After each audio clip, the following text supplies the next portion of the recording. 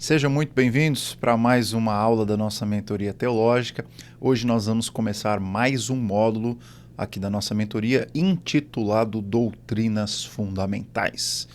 Vocês escolheram, estou aqui gravando a aula que vocês escolheram. E hoje eu queria dizer para vocês que Doutrinas Fundamentais é um curso que eu estou gravando com o maior prazer, porque tem a ver com uma coisa que eu fiz durante toda a minha vida enquanto pastor, que foi discipular pessoas para que elas pudessem conhecer as verdades essenciais da fé que elas estão abraçando enquanto novos membros, enquanto convertidos, enquanto pessoas que estão chegando na fé cristã.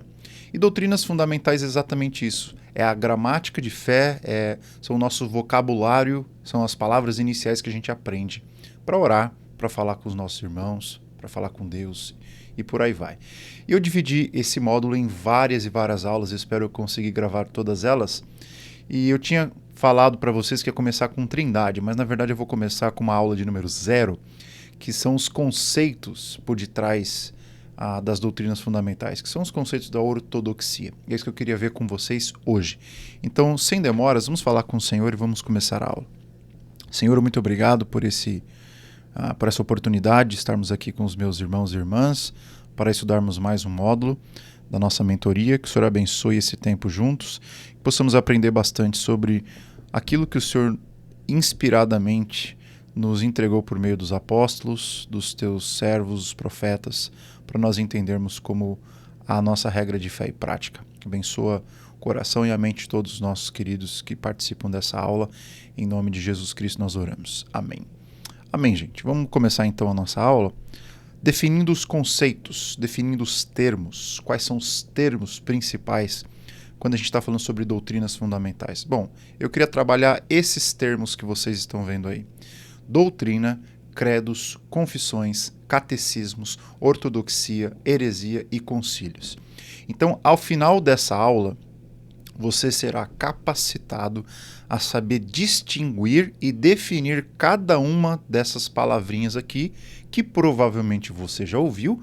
Alguns de vocês já têm uma noção bem clara do que elas significam, mas alguns podem não ter uma clareza tão nítida no que diz respeito ao sentido dessas palavras, e é por isso que essa aula existe. Vamos começar então com o termo doutrina.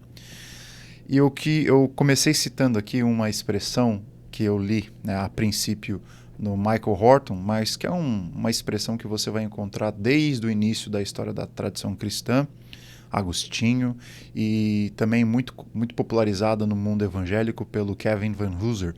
A ideia de que dogma é drama, a ideia de que a nossa confissão de fé, as crenças que nós cremos, elas não são ideias colocadas uma sobre a outra como um castelo de cartas. A nossa confissão de fé é uma história, é uma narrativa, tem a ver com aquilo que Deus está fazendo no mundo, o que Deus fez, faz e ainda fará. Por isso que é um drama, é um teatro, é uma história, é um conjunto de ações do próprio Deus na história. E então o dogma é a maneira como a gente narra ou reencena esses dramas, atos dramáticos do Senhor.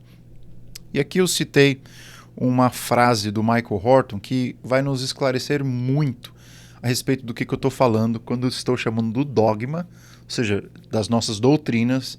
Doutrina é drama, faz parte do drama divino. Então, por exemplo, quem somos nós? Por que estamos aqui? Onde estamos indo? Qual é o ponto? Deus existe? Por que existe mal no mundo? Questões como essas, diz o Michael Horton, exigem uma análise intelectual muito rigorosa. Elas são questões realmente doutrinárias que surgem de uma história. Ou seja, essas perguntas e a resposta a essas perguntas todas aqui, sobre nossa identidade enquanto seres humanos, nosso propósito, a nossa finalidade, se Deus existe ou não, todas essas questões e as respostas dessas questões, elas não emergem da minha cabeça, elas não emergem da cabeça de alguém, elas surgem a partir de uma história que nos é contada. E onde é contada essa história? Na narrativa bíblica, de Gênesis a Apocalipse. Então essas doutrinas, doutrina do homem, doutrina de Deus, doutrina da criação, enfim, tudo isso surge a partir do momento que a gente vai lendo e entendendo como Deus organizou a história humana. O cristão responde a essas grandes questões ensaiando a história de Deus, do Deus triuno, na criação, na queda das criaturas que ele fez à sua imagem, na promessa de um redentor por meio de Israel e o cumprimento de todos os tipos e sombras na encarnação, vida, morte, ressurreição e ascensão e retorno de Cristo. Logo, os credos apostólico e niceno não são apenas uma lista de doutrinas-chave, são uma confissão em forma de história, nosso testemunho compartilhado dos fatos mais significativos da realidade. E aqui o Michael Horton, ele destacou justamente os pontos que eu escolhi para trabalharmos como doutrinas fundamentais, que é o tema, é o drama da criação, queda, redenção e consumação. É a partir da compreensão desses 4 momentos dramáticos na história bíblica que a gente vai encontrar as doutrinas. A doutrina nada mais é do que uma explicação do drama que a gente está inserido.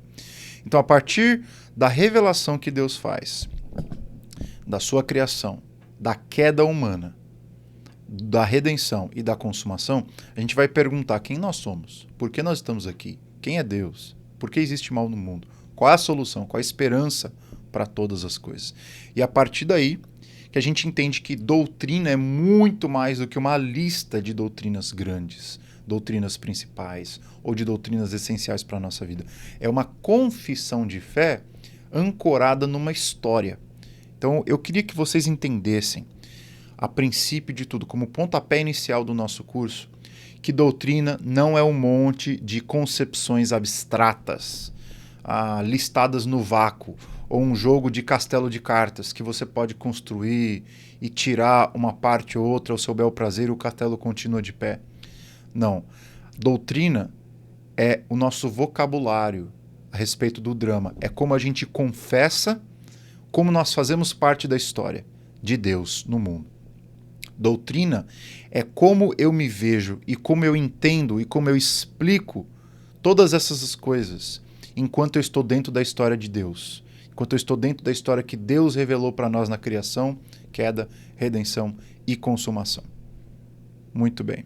Então, a doutrina ou o dogma são a nossa confissão em forma de história, o nosso testemunho compartilhado dos fatos mais significativos da realidade. Um outro termo que o Horton ele popularizou junto com mais alguns teólogos antes dele é a ideia de que doutrina é a gramática da nossa fé. Eu gosto muito desse termo porque quando você abre uma gramática, um livro de gramática, o que você vai encontrar lá? A pontuação, os acentos, os artigos, os verbos, os substantivos, o que é uma oração, o que é uma sentença, o que é uma frase e coisas dessa natureza. Doutrina é justamente isso, a gente está aprendendo a falar. Imagina que você é uma criança, você está recebendo uma pessoa batizada na igreja, uma pessoa que era do mundo, uma pessoa que não tinha conhecimento de Deus, e ela está entrando na fé cristã. Ensinar doutrina para ela não é apenas ensinar um monte de conceitos abstratos. Ensinar doutrina para ela é ensinar um vocabulário, ela aprender a falar a linguagem do povo de Deus, aprender as primeiras palavras de como ela vai se comunicar com Deus, com o próximo e com o mundo que está lá para ser alcançado. Então isso que é doutrina. Doutrina é a nossa gramática de fé. É como a gente articula a nossa nova língua em comunicação com Deus e com a criação de Deus. Então vamos lá, o Horton nos ajuda muito mais uma vez. Ele diz o seguinte: doutrina significa simplesmente ensino. Como um comunicador eficaz, Deus nos diz o que ele vai fazer, o faz e depois nos diz o que fez. Percebe aí? São as ações divinas. A doutrina resume essas realizações divinas. Grava essa frase. Doutrina é um resumo das realizações divinas. Doutrina é uma maneira de eu contar para você quem Deus diz que ele é a partir daquilo que ele fez, faz e continua fazendo. Isso é doutrina. É narrar os atos de Deus na história. Como observou Paul Ricoeur, um filósofo francês, a doutrina impede que a narrativa resvale no passado. Indica o significado desses eventos para nós agora e no futuro. O que ele está querendo dizer aqui? Que a doutrina não é meramente contar ou narrar os atos de Deus na história. é narrar os atos de Deus na história e explicar o significado deles. Quando Deus criou todas as coisas, criou os céus e a terra, ótimo, estou narrando como ele fez isso. Ele disse uma palavra, haja luz e houve luz. Ele disse, haja a porção seca, haja a porção de água e tudo mais. Mas qual é o sentido de todas essas coisas? Por que Deus fez essas coisas? Como ele fez todas essas coisas?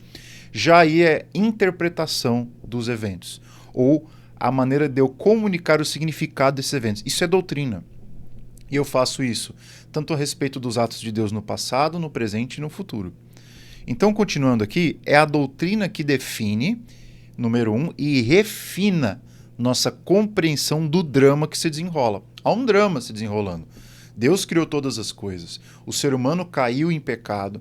Cristo foi enviado ao mundo para restaurar e redimir o ser humano e a criação caída, mas essa história ainda está se desenrolando. Nós não chegamos ainda no final da história, na consumação de todas as coisas que nos foi profetizada, mas ainda não foi concretizada.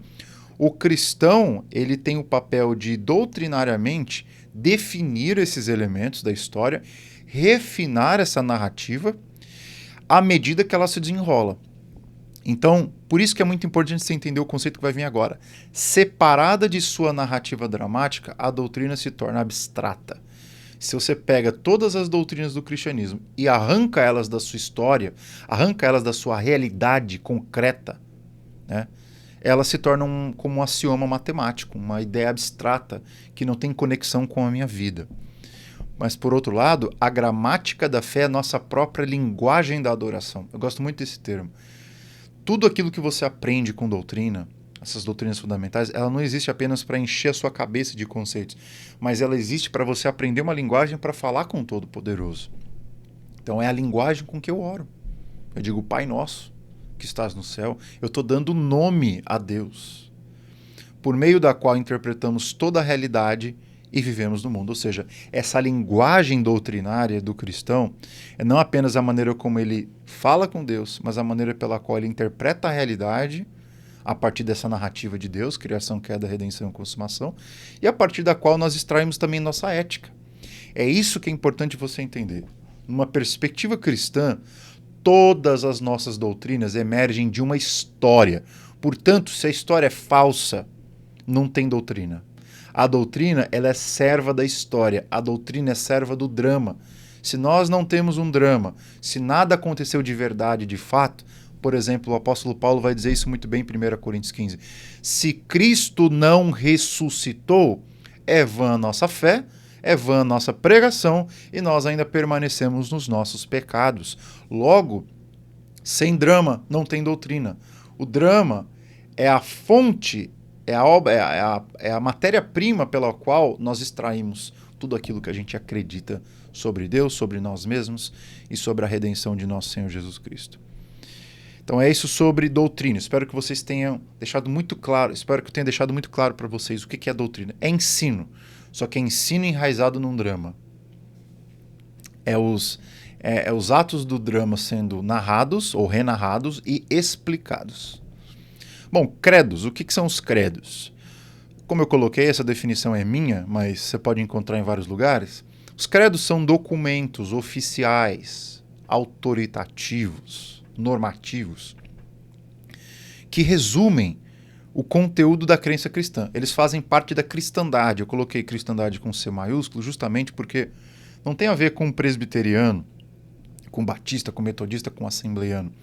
Os credos da igreja têm a ver com a igreja como um todo, católica, apostólica, romana, igreja ortodoxa, igreja protestante e por aí vai. A palavra credo, né, que é uma palavra que para nós significa até uma coisa meio nojenta, ai credo, né? Na origem da coisa, a palavra credo vem do latim e significa eu creio, ou credum, nós cremos. E ela é colocada, um documento é chamado de credo justamente porque ele começa com essas expressões. Nós cremos que, e então você vai colocar a série de credos, ou de crenças que você tem. O credo apostólico é justamente isso, creio em Deus Pai, Todo-Poderoso. Aí vem lá, creio em Jesus Cristo, seu único Filho, creio no Espírito Santo. Vou mostrar depois o credo apostólico para vocês. Os credos também são chamados símbolos de fé. A palavra símbolo é a ideia de que não é uma crença jogada aleatoriamente para os ombros das pessoas, mas é um símbolo, é algo que tem autoridade, que confirma que algum tipo de crença foi atestado por toda a autoridade da Igreja Universal. Ou seja, não é uma coisa que eu inventei da minha cabeça e estou exigindo que você acredite. Não, é uma coisa que foi acordada por uma série, por um arsenal de pessoas de todas as partes do mundo. Os credos também, é importante você saber, são produzidos em tempos de desafio à integridade doutrinária da Igreja. Quando que os credos apostólicos eles nascem, ou os credos da Igreja nascem? Eles nascem geralmente quando tem uma heresia à espreita. Então, por exemplo, o credo apostólico ele surge da heresia gnóstica. O credo de Nicéia ele já surge a partir da heresia de Ário. E os demais credos vão surgindo a partir de outras heresias, o apolinarismo, o macedonianismo, o monarquianismo. Enfim, tem uma série de heresias na história da igreja. Eu vou deixar um link para vocês depois, lá no Telegram, com todas as heresias da história da igreja, de acordo com a visão católica romana, óbvio. Então até o protestantismo, de alguma maneira, se encaixa lá. Então, a cristandade é composta, a grosso modo, pela Igreja Romana, a Igreja Ortodoxa e a Igreja Protestante. Obviamente, existem outros movimentos, né? A Igreja Copta, a Igreja Siríaca, enfim, que de alguma maneira estão inclusos aqui, mas com algumas exceções.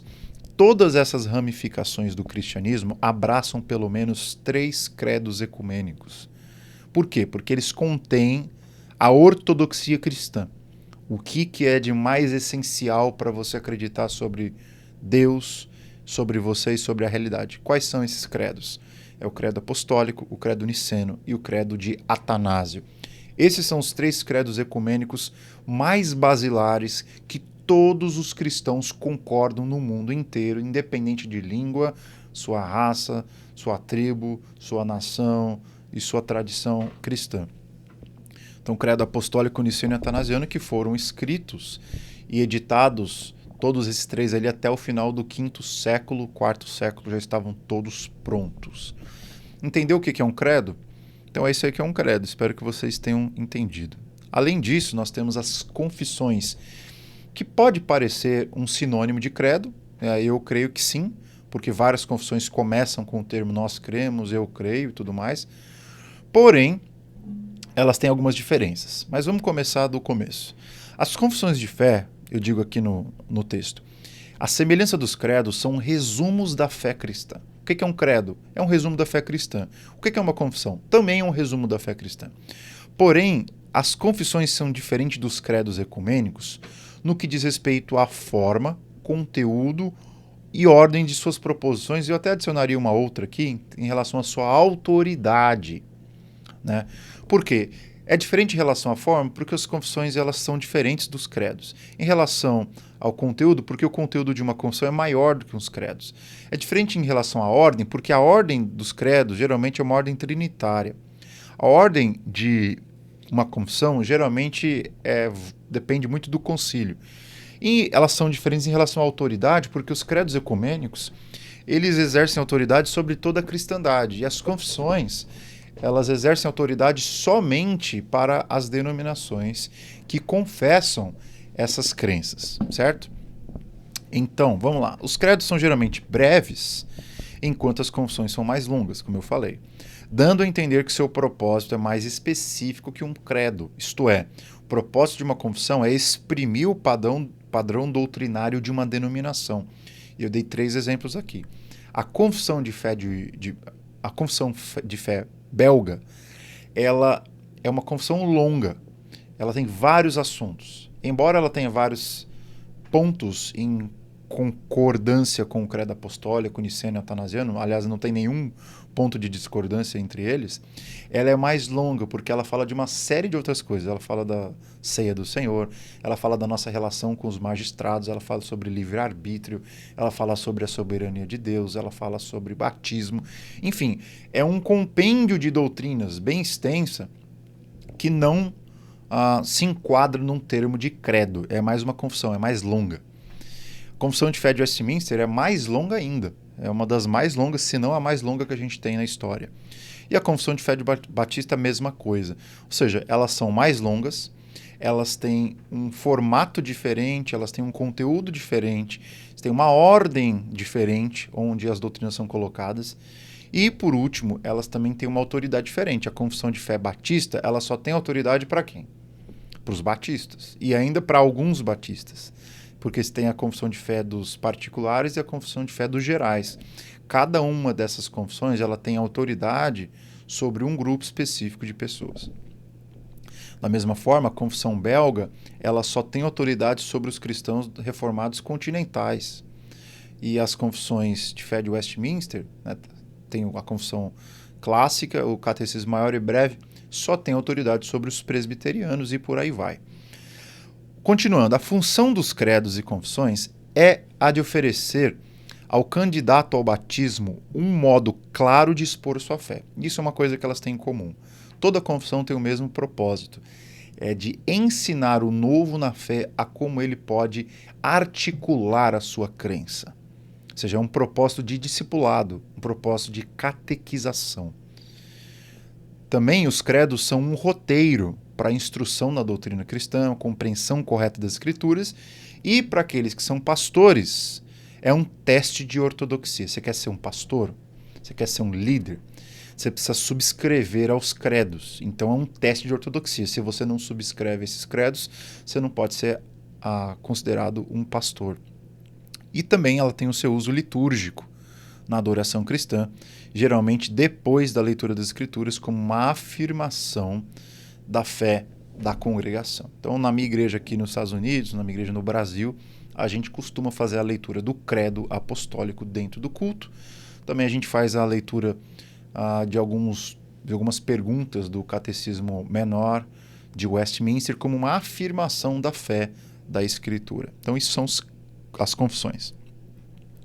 Além das confissões, nós temos também os catecismos. O que são os catecismos? São um resumo da fé cristã, como o credo e uma confissão, porém, eles são um resumo mais popular, ou seja, na linguagem do povo, e mais abreviado ainda do que as confissões, com o intuito de catequizar e discipular os iniciantes da fé. A diferença maior que salta aos olhos quando você vai ler uma confissão está no fato de que a forma do catecismo é em formato de pergunta e resposta, enquanto os credos e confissões eles têm um formato de proposições ordenados por números. Então, uma confissão de fé, ela tem números, ela tem o tema, mas um catecismo ele não tem número e tema. Geralmente ele tem a pergunta que está dentro de um grande tema. Tá? Pergunta e resposta, pergunta e resposta. Isso são os catecismos. É como você pode ensinar o resumo da fé cristã em formato de pergunta e resposta para os novos na fé. Os catecismos também se diferem das confissões no conteúdo, óbvio. O Catecismo de Heidelberg, por exemplo, ele é adotado pelas igrejas reformadas continentais, como eu falei, e ele é dividido em 3 partes. Cada confissão é dividida da sua própria maneira. A confissão de fé de Genebra, por exemplo, ou a Catecismo da Igreja de Genebra, feita por João Calvino, ela tem uma estrutura. Se eu não me engano, ela está estruturada em 5 partes. Já o Catecismo de Heidelberg está estruturado em 3 partes. E aí depende muito da igreja, depende muito da denominação, como é que eles vão fazer isso. Então, por exemplo, o Catecismo de Heidelberg é dividido em 3 partes. Pecado, salvação e serviço. Sin, salvation, service. Sin é pecado, da ideia de miséria. Então, a primeira parte do catecismo é uma explicação da nossa miséria. O número 2 é uma explicação de como Deus resolve o problema da nossa miséria, a salvação. E, por fim, número 3 é uma explicação em pergunta e resposta de como agora você responde a esse Deus Salvador através da sua vida. É o seu serviço, é a sua oração, é a sua obediência aos 10 mandamentos e por aí vai. E a missão da igreja. Além disso, o Catecismo de Heidelberg, que eu estou usando como exemplo, ele cobre os 3 principais tópicos da fé cristã, e não apenas o Catecismo de Heidelberg, mas toda santa confissão de fé, todo o catecismo que se entende por um catecismo católico, no sentido de ser universal, ortodoxo, ele precisa conter uma explicação de 3 documentos essenciais do discipulado cristão, que é o credo apostólico, os 10 mandamentos e a oração do Pai Nosso. Essas três coisas que você está vendo aí, explicação do Credo Apostólico, explicação dos 10 Mandamentos, explicação do Pai Nosso, são os três documentos mais essenciais para você entender do que se trata a fé cristã. Sem esses três, a gente não entende o que é a fé cristã da sua forma mais profunda, mais básica. Então, o que eu preciso crer a respeito da minha salvação, ou seja, o credo apostólico, o que eu preciso crer a respeito da minha moral, os 10 mandamentos, e o que eu preciso crer a respeito da minha conversa com Deus. Então, nada mais é o credo apostólico, as confissões e catecismo, nada mais são do que uma tentativa de ensinar você como adorar a Deus. Como você adora a Deus do jeito que você entende a sua fé, como você adora a Deus na maneira como você vive no mundo, como você adora a Deus na maneira como você conversa com Ele. O que é ortodoxia? A palavra ortodoxia vem do grego orto, do mesmo termo ortodontia, ortopedista. O que é um ortopedista? É alguém que cuida de ossos e deixar os ossos ajustados, os ossos consertados, retos. A palavra orto significa reto ou ajustado. E doxia é um termo que pode ser traduzido de várias formas, como glória e também opinião ou crença. Então, o que é a ortodoxia? É a crença certa, ou a crença correta. Reta, a ideia de estreita, reta. Straightforward em inglês é a ideia de que alguma coisa está endireitada. Isso, é uma crença endireitada. O termo é usado, obviamente, em contraposição a um outro termo, que é a heterodoxia. Você deve imaginar o que é hétero, vem de hétero, que significa diferente. Heterossexualidade é uma coisa muito boa.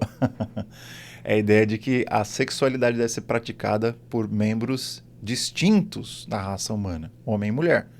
Porém, heterodoxia é uma coisa ruim, porque a ideia de que não existe um padrão de doutrina correto. Existem vários, ou eles podem ser diferentes.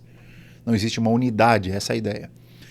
Então, essa ideia de uma crença mista, diferente ou não normativa é o que está na raiz da heterodoxia, que nada mais é do que as visões heréticas do cristianismo.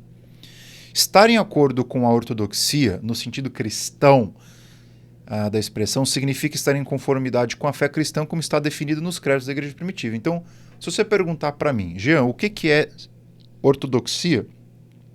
Ortodoxia é a crença certa estabelecida pelos pais da igreja ou pela igreja universal desde o início do movimento cristão. Então, ser um ortodoxo é participar da ortodoxia. Ser ortodoxo é estar em acordo, é aderir ao grupo ortodoxo, é aderir a esse grupo que clama pela doutrina essencial cristã desenvolvida nos primeiros séculos e confirmada nos credos ecumênicos. Então, a adesão, como eu coloco no texto, a adesão aos 3 credos ecumênicos representa um teste de ortodoxia dentro do cristianismo.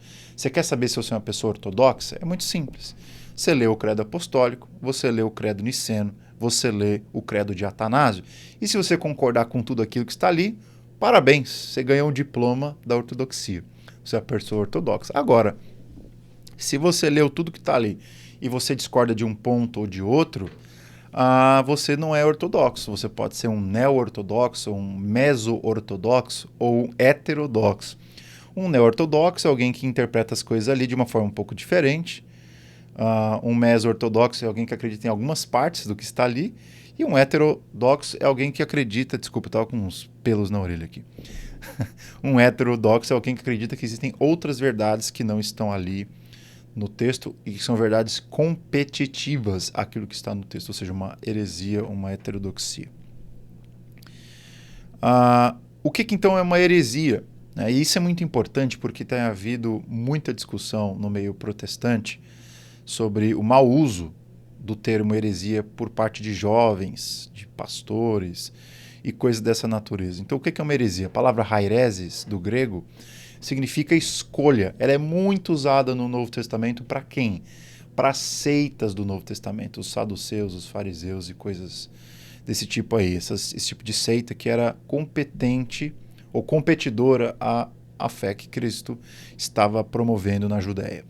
Então, Hairés é aquele que escolhe estar à margem ou estar longe da ortodoxia. Eu coloquei aqui a definição, que é a definição bem católica.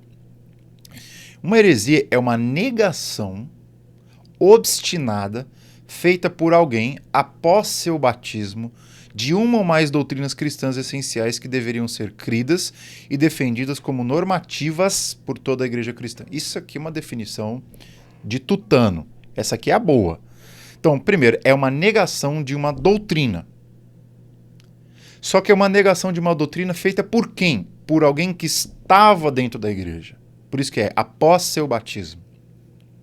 E não apenas por alguém que estava dentro da igreja, mas alguém que deveria obedecer, crer e defender aquele tipo de doutrina, mas ao invés disso, ele abre mão e nega as doutrinas essenciais da fé cristã, que foram aceitas por toda a comunidade cristã no mundo, pela cristandade.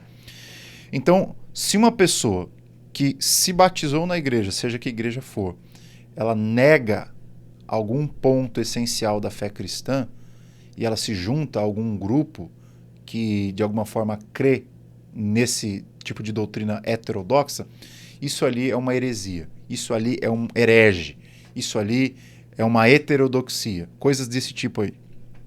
Então o herege é a pessoa que faz a escolha, né, do sentido original da palavra, ou adere a um grupo, uma seita, que escolhe conscientemente crer na falsa doutrina. Então, exemplos de doutrinas combatidas pelo cristianismo, aqui são só algumas, tá? Existem dezenas e dezenas.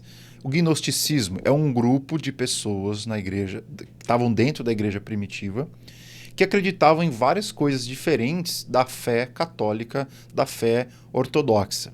Que coisas eram essas? De que a trindade era uma coisa que não existia, de que não existiam 3 pessoas dentro da trindade, mas era uma pessoa só, era uma substância e uma pessoa só. Outros iam acreditar que você consegue descobrir o conhecimento de Deus sem a escritura, ou seja, somente pela experiência, uma espécie de proto-misticismo herético. O pelagianismo foi uma doutrina assumida por um dos bispos da Inglaterra, chamado Pelágio.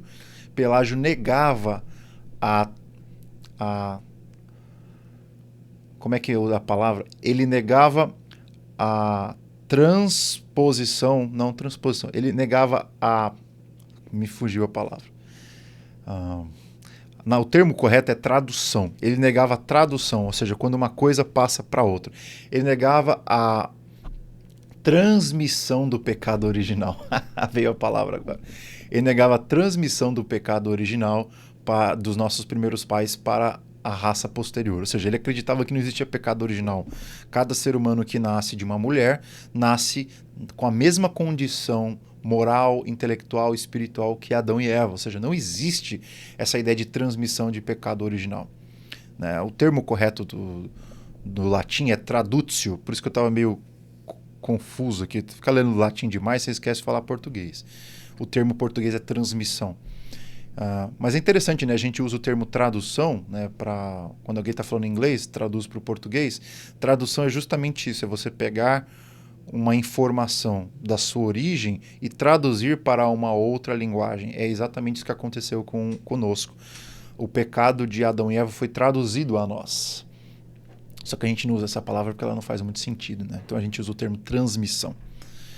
Muito bem, ele negava isso e obviamente foi condenado por heresia, e aqui Agostinho foi o grande calcanhar do Pelágio, porque ele foi o que defendeu a ideia da transmissão do pecado original para toda a raça humana, e por causa disso nós já nascemos em queda e, portanto, já nascemos em uma grande desvantagem para a nossa vida como um todo, por isso nós precisamos da redenção.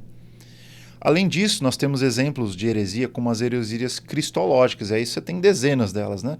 Você tem o arianismo defendia o quê? Ário era um presbítero de uma igreja em Alexandria, no Egito, e ele defendia que Cristo, ele era o primeiro ser criado por Deus, ele era divino, mas ele não tinha a mesma substância do Pai, não. Ele tinha uma substância diferente, ele não era divino como o Pai. Essa heresia foi combatida, e aí o credo niceno é justamente o credo que representa essa doutrina da dupla natureza de Cristo, que Deus Filho e Deus Pai e Deus Espírito são três pessoas distintas, mas todas as três pessoas têm a mesma substância. Ou seja, não são três deuses, não é uma pessoa com uma substância, são uma substância em três pessoas. Eu vou trabalhar bastante esse conceito trinitário na próxima aula. Então, a igreja cristã combateu esse tipo de heresia como Ário e tantas outras, como o monarquianismo, que era a ideia de que, ou também era chamado de modalismo, que é a ideia de que, na verdade, existe um só Deus e ele se manifesta de várias formas diferentes durante a história da igreja. No começo ele se manifestava como pai, depois se manifestava como filho, e agora ele se manifesta como espírito. Aliás, já vi muita gente pregando isso, nem sabe que é heresia. Você tem outras heresias aí do mesmo tipo, como o nestorianismo, ou docetismo, que negava que Cristo teve carne, era só aparência de que ele tinha carne, mas na verdade ele era um espírito. E coisas dessa natureza, todas as heresias, eu vou colocar um link para você pode estudar uma por uma, como é que ela foi combatida na igreja cristã. E o antinomismo, que é aquela ideia de que você é cristão, salvo pela graça, não tem mais obrigação de obedecer à lei ou nenhum código moral, que obviamente foi combatido pela igreja também. E por último, os concílios. O que são os concílios? Concílio é uma palavra muito importante, porque é uma palavra que veio da igreja clássica, da igreja cristã católica, romana, ortodoxa, e também é muito utilizada na igreja protestante. Concílio nada mais é do que uma assembleia composta por todas ou a maioria das pessoas, autoridades da igreja, pastores, presbíteros, bispos, coisas do tipo, a fim de deliberarem sobre assuntos de interesse da igreja católica, ou seja, doutrinas, modos de governo, problemas, desafios da modernidade, desafios contemporâneos. Então o que é o concílio? É um grupo, é uma assembleia que se reúne da forma mais completa possível. Então na igreja presbiteriana do Brasil, nós temos o Supremo Concílio. Nas igrejas reformadas continentais, isso é geralmente chamado de Assembleia Geral. Nas igrejas católicas, isso é chamado de Concílio Ecumênico. E tem vários tipos de nomenclaturas, mas todas dão a ideia, ou sínodos, dão a ideia de que um grupo de pessoas que tem autoridade para legislar se reúnem para definir qual é a opinião delas, qual que é a posição delas em relação a algum tema em específico. Então eu coloco aqui, é nos concílios e somente nos concílios que uma doutrina, grupo ou pessoa pode ser definido como heresia, uma seita ou herege. Então isso deveria servir de lição para a igreja protestante, refletir com mais cuidado acerca do uso dos termos heresia, herege e seita, de forma menos arbitrária, né, individual ou sem autoridade, como tem sido feita. E eu coloquei só um exemplo aqui, que é o exemplo dos arminianos.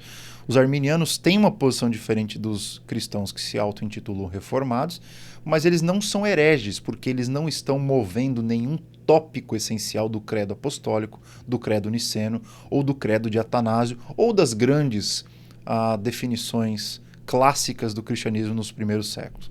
Eles simplesmente têm uma visão soteriológica diferente da dos reformados, que eu e você podemos achar certo ou errado, mas isso não nos torna hereges, porque nós não estamos aderindo a uma seita que coloca em dúvida algum aspecto trinitário essencial da doutrina cristã.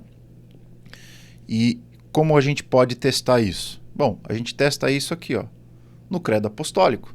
Então eu coloquei o credo apostólico em latim, até para você treinar um pouco do seu latim aí. O credo apostólico ele é dividido em 12 artigos, até porque tinha aquela crença de que foram cada um dos 12 apóstolos que ditaram cada uma das expressões, mas isso aí é uma questão que é muito debatida. Mas o credo apostólico ele é dividido em 12 artigos que estão compostos dentro de uma estrutura trinitária. O primeiro artigo ele está dentro da parte do conceito de Pai, né? Deus Pai. Creio em Deus Pai, está ali o número 1. O creio em Deus Filho é o número 2 e o Espírito ali número 8. Percebe que a divisão do credo apostólico é uma divisão tripla, trinitária. As obras do Pai, as obras do Filho, as obras do Espírito. Por isso que uma heresia, geralmente, ela é atribuída a uma pessoa ou um grupo doutrinário que nega, altera, adiciona ou perverte algum tópico da doutrina trinitária e desses aspectos essenciais que estão aqui explícitos no credo apostólico. Vou dar alguns exemplos para vocês. Então, por exemplo, creio em Deus Pai Todo-Poderoso, Criador do céu e da terra. Esse é o primeiro artigo aqui no credo apostólico. Número 2, e em Jesus Cristo, seu Filho unigênito, nosso Senhor, o qual foi concebido por obra do Espírito Santo, nasceu da Virgem Maria, padeceu sobre Pôncio Pilatos, crucificado, morto e sepultado, desceu ao Hades, ou à região dos mortos, ressuscitou ao terceiro dia, subiu aos céus, sentado à direita de Deus Pai Todo-Poderoso. Isso aqui é a obra do Filho, né? O nascimento, a vida, a morte, a ascensão de nosso Senhor Jesus Cristo e o retorno, donde há de vir para julgar os vivos e os mortos. Ou seja, toda a obra do Filho está colocada aqui no credo apostólico. Se você nega o nascimento virginal de Cristo, você já está colocando uma doutrina essencial em xeque, que é o nascimento virginal. Se você coloca a morte de Cristo como uma doutrina inventada, ou seja, que ela não foi real, você também não pode ser ortodoxo. Da mesma forma, se você nega que Cristo morreu, se você nega que Cristo ressuscitou, se você nega que Cristo está vivo à direita do Pai Todo-Poderoso, na direita do Pai nos céus, você não pode ser ortodoxo, está com a crença errada. Da mesma forma, se você nega que Cristo não irá voltar, né, para julgar vivos e mortos, você não pode ser cristão. Você não pode, porque você está eliminando uma parte do drama. Lembra? Doutrina é drama. O que é o credo apostólico, gente? O credo apostólico é criação, queda, redenção, consumação. Credo apostólico é criação, queda, redenção, consumação. Creio em Deus Pai Todo-Poderoso, Criador do céu e da terra. Creio em Jesus Cristo. Veio para resolver o problema dos nossos pecados. Veio para morrer e ressuscitar, está assunto aos céus no momento e retornará para julgar vivos e mortos. Percebe aí o drama se desenrolando no credo apostólico. E por último, a partir do artigo 8º, creio no Espírito Santo, na Santa Igreja Católica, na comunhão dos santos, na remissão dos pecados, na ressurreição da carne ou do corpo e na vida eterna. Amém. O que você percebe aqui? Quais são as doutrinas fundamentais de acordo com o credo apostólico? Número 1, Trindade. Número 2, criação. Número 3, queda. Número 4, redenção. Número 5, igreja. Número 6, consumação. Ou número 5, consumação. Número 6, igreja. E são esses exatos temas que nós vamos trabalhar na nossa mentoria teológica com o passar das aulas. Obviamente que eu vou fazer uma introdução à doutrina da Trindade para aí entrarmos na criação, queda, redenção e consumação. Mas percebam, é isso que a gente chama de doutrinas fundamentais. É esse compêndio de 12 artigos que nós chamamos de credo apostólico e toda a doutrina cristã, de forma essencial, está presente no credo apostólico. Obviamente que a gente vai explicar esse drama que foi colocado aqui de forma magistral no credo apostólico, tá bom? Espero que vocês tenham aproveitado a nossa aula de número 0, que é uma aula bônus, onde nós definimos os termos principais da doutrina fundamental do cristianismo, tá bom? Vejo vocês numa próxima aula. Tchau!